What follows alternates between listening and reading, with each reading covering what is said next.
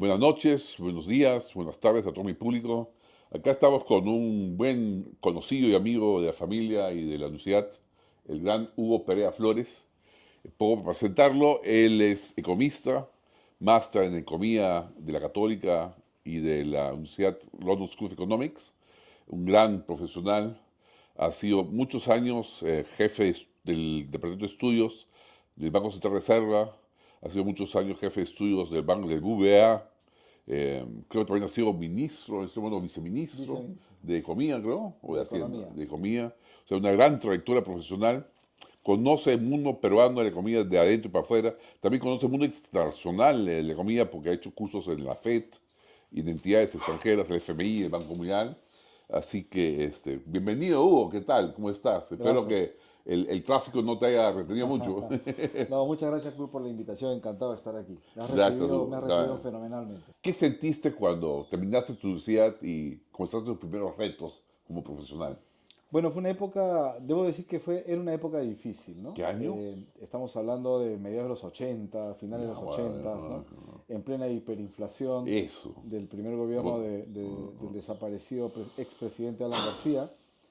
Y que creo que fue una de las cosas que finalmente me animó para estudiar economía, ¿no? Uno se pregunta en ese contexto, ¿por qué los precios suben de manera tan acelerada? tan ¿Por qué loco, el ¿no? Sí. tipo de cambio se dispara? ¿Hay alguna solución a esto? ¿O es que es lo que una economía latinoamericana, emergente, pobre, es algo con lo que tiene que lidiar en su día a día?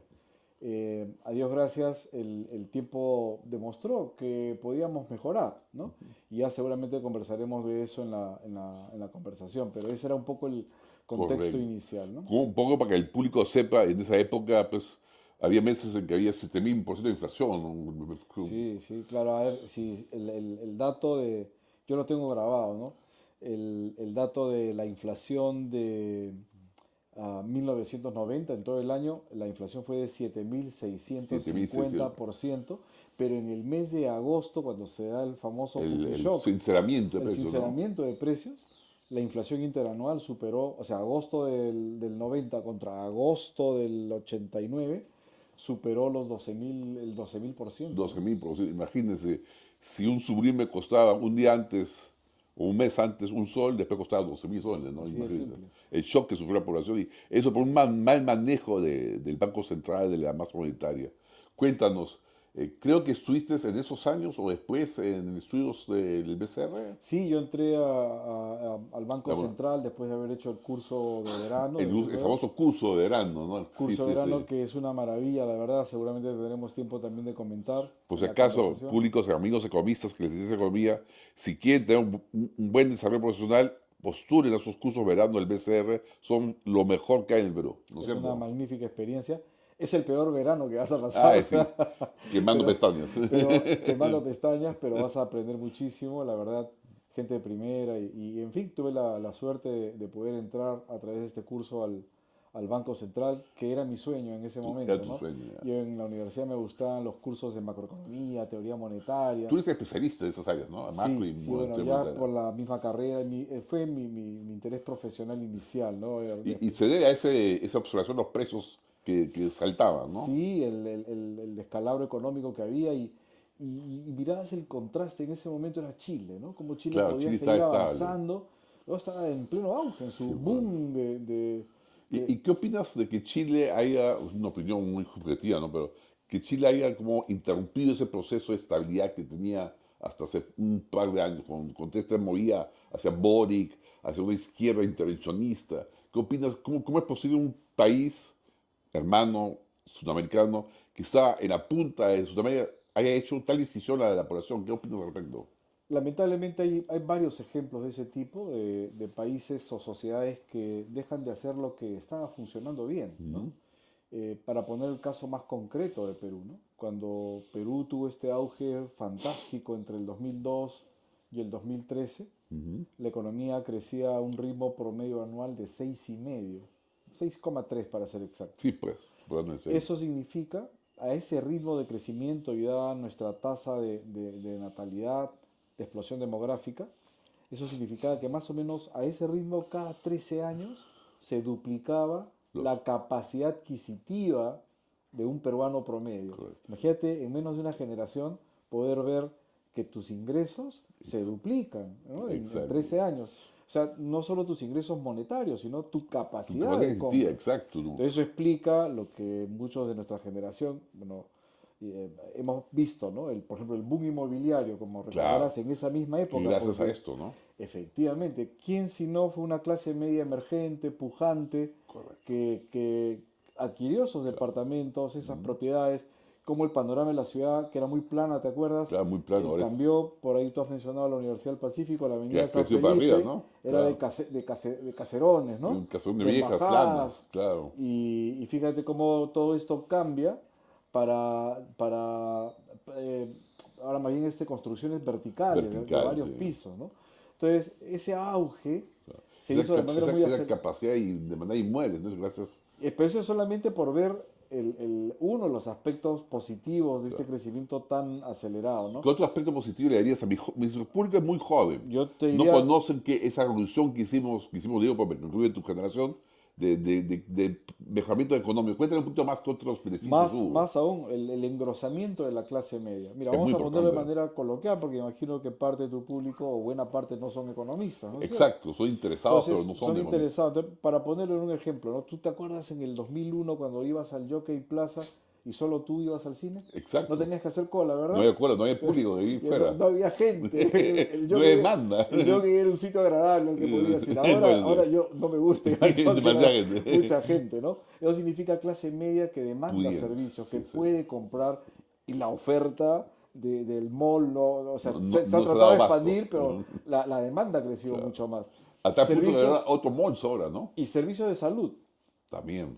Tú eras el único, Kurt era el único suertudo que tenía un servicio de salud privado, ¿no? No sé. Y entonces tú ibas y te atendía el médico de moda Y esa misma tenía tarde. una hora, ¿Ya? ¿no? Y Ahora son ahora 20 tú minutos. quieres que te atienda el médico, señor, en 3 semanas, ¿no? Eso es, nos reímos un poco, pero aunque es un fastidio, Claro. pero la Nos verdad que reímos, pero nos alegra nos porque alegra. hemos mejorado, ¿no? Exactamente. Y finalmente, y creo que lo más importante, entre el 2004 y el 2019, la pobreza cayó de niveles del Sí. 56%, poco más o 58%, al A 21% 21. antes de la pandemia. En un ¿Es la pobreza periodo, monetaria o la pobreza extrema? pobreza Pobreza monetaria. monetaria. Explica lo que es la pobreza monetaria al público. Pobreza monetaria es los países, esto es importante aclarar, buena acotación, Kurt, porque uno dice, oye, la pobreza se define como un cierto umbral que Está si tú bueno. gastas menos que eso, ya entonces eres pobre. Pero el umbral puede ser 400 soles. Oye, pero o sea que si ganas más de 400 y pico ya no eres pobre. Ya. No, efectivamente, según esa medición ya no eres pobre, pero eso no significa que estés en el mejor de los mundos. Exacto. Es solamente una línea de referencia para saber si las políticas públicas están Claro, funcionando. No quieres que la mayoría de gente esté por debajo de ese claro, nivel, claro. quieres que estén por encima. ¿Significa eso que le resolviste el problema a la gente? No No, necesariamente. hay que persistir, hay que Pero que si profundizar. se achica ese número, estamos mejor que Mejor, antes. Claro. definitivamente estamos mejor. No, Pero no no es la maravilla, significa, pero sí. pero no significa que ya acabó la tarea. Claro. Teníamos que seguir Y dime, ¿qué ha haciendo. pasado que eso se ha revertido? Porque ha aumentado en los últimos 5 o 6 años la pobreza monetaria. Yo creo que hay varios factores, la verdad, ¿no? ¿Es solo la pandemia o hay un factor de gobierno No, no, también? yo creo que viene un poco más Más atrás, ¿no? atrás. Eh, a ver, algunos gobiernos, y con justificada razón seguramente, quisieron ser más estrictos en algunos temas, mayores exigencias para la inversión Ya. en minería, etcétera, que realmente crearon ya unos trámites burocráticos difíciles de Mm, manejar, ¿no? Entonces, a veces se dice, oye, Perú tiene buenas reservas de cobre, tenemos mm, electricidad mm, relativamente barata si la comparas con Chile. ¿Y mm. por qué no vienen las mineras acá? Bueno, Claro, porque también está el tema del riesgo país, por rico supuesto, país. que no se respeten los contratos Mm, eventualmente, mm.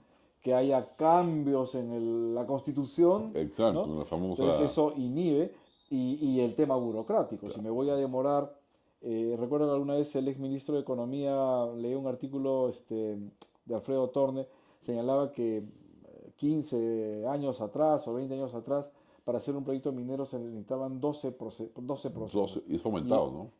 él señalaba en el momento del artículo, si mal no recuerdo, que eran ahora como 260, ¿no? 200, o sea, Entonces, es Más de 20 lidiar, veces, para arriba de 18, 18, 19 lidiar, veces. lidiar con eso, imagínate, ¿no? Increíble, Es tremendo. claro. Entonces, ese tipo de cosas, lo que decimos en Perú, la tramitología, la... ¿Y qué opinas de la versión que muchos economistas, yo también me incluyo, sostenemos que mucha de esa tramitología son nada más que excusas que pone el gobierno, trabas que pone el gobierno al sector privado para, en cierta manera, engrandecer el bolsillo con rentas extraordinarias? Claro, el problema de la tramitología es eso, ¿no? Que puede generar rentas extraordinarias para ciertos grupos Mm, y lo que hacen es inhibir finalmente la inversión, la ujú, generación de empleo, el crecimiento. Entonces perjudicas a otros sectores, ¿no? claro. Es una situación lamentable. Lo que hay que hacer es más bien facilitar, porque Facilita. el peruano es muy emprendedor, Es es muy trabajador, sí, creativo, creativo. somos chamba, ¿no? O sea, O sea, eso si que uno ve diga, los ¿sabes? mecánicos cómo hacen de un carro destrozado una Una maravilla, o sea, maravilla, ¿no? esa Entonces, creatividad es pero increíble. imagínate si esa creatividad se pudiera incentivar dándole facilidades para que se formalice, acceso al Sí. crédito, para Y que para pueda que haga innovar. innovaciones, productos nuevos, ¿no? Esa Exacto. creatividad, ¿no? O sea, pero ¿Y, hay un montón de trabas que inhiben ese y tipo qué de siente cosas. Hugo Perea como persona, supongo que tienes familia, cuando ves que se está deteriorando este camino, se está yendo un poquito para peor? O un poquito, poco decir, un poquito bastante rápido a lo peor. Sí, ¿Qué opinas tú como jefe de familia o persona, como persona que vive en Perú y que quisiera vivir y dejar a sus hijos acá, a sus sobrinos, y que ve que el futuro es en torno incierto? sí, sí, Qué le podría decir a los jóvenes? Qué actitud tomar frente a ese futuro incierto que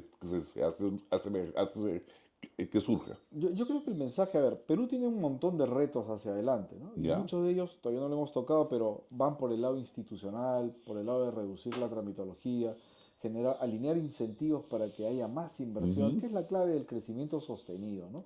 El resto de cosas son circunstanciales, medidas paliativos.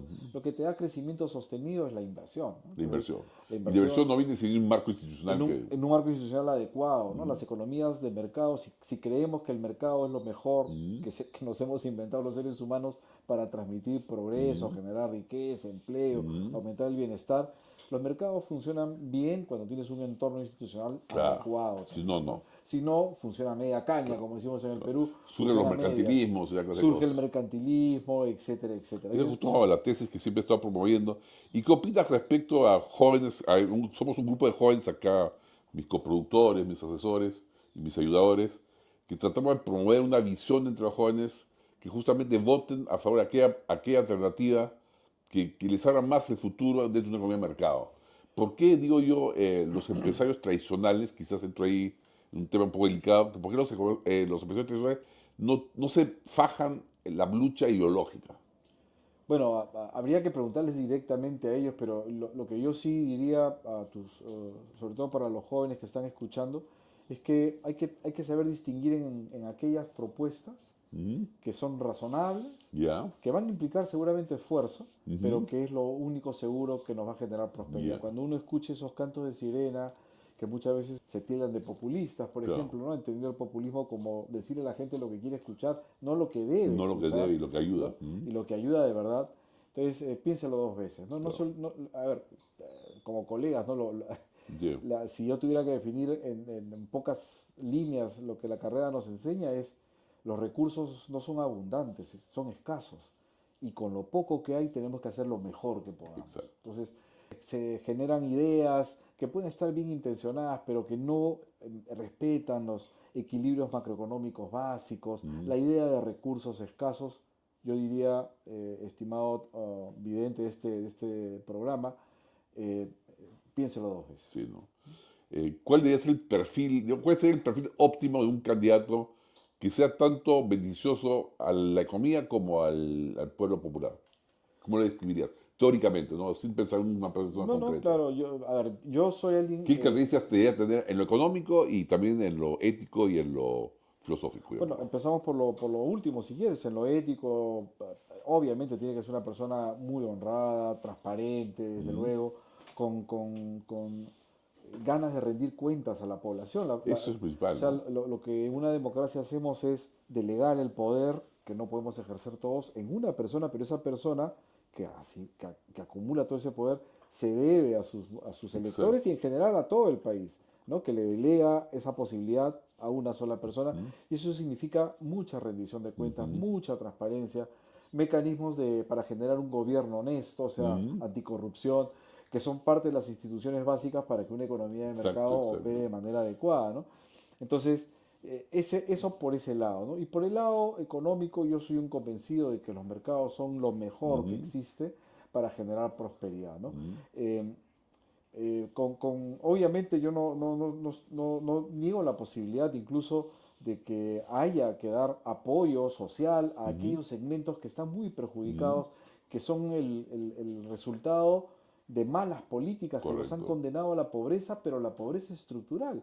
Es claro. gente que no recibió buena educación, Ujú, no tiene buen sistema de salud ujú, público ujú. y encima, y Como los atrapas, ¿no? los atrapas, quedan Ujú, atrapados ujú, en ese trance de pobreza ujú. y que se perpetúa incluso por generaciones. Eso es muy lamentable y es lo que un poco vemos cuando pensamos que en el Perú existen pobres extremos. Un Ujú. pobre extremo significa, para ponerlo de manera muy coloquial, es alguien que no tiene una ingesta calórica Claro. adecuada para mantenerse en condiciones de En salud. condiciones de salud O sea, adecuadas, si quieren, todos los días está literalmente muriéndose de muriéndose, hambre.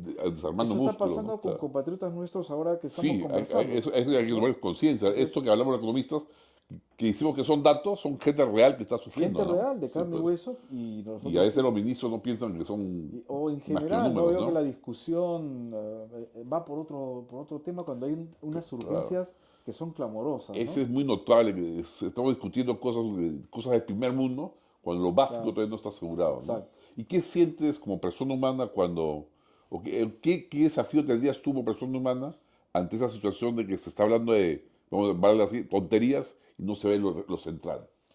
Frustración, Frustración. frustración, también me choca un poco porque parece cierta desconexión, ¿no? Con Híjole, gente compatriotas, ¿no? compadre. Cercanos, que pueden Ujú, ser peruanos, ujú, que viven en otras geografías, o el vecino, quien ujú, sea, que necesitan de mejores políticas públicas, que merecen mejores políticas ujú, públicas que los ayuden a desarrollarse, a prosperar, ujú. etcétera, ¿no?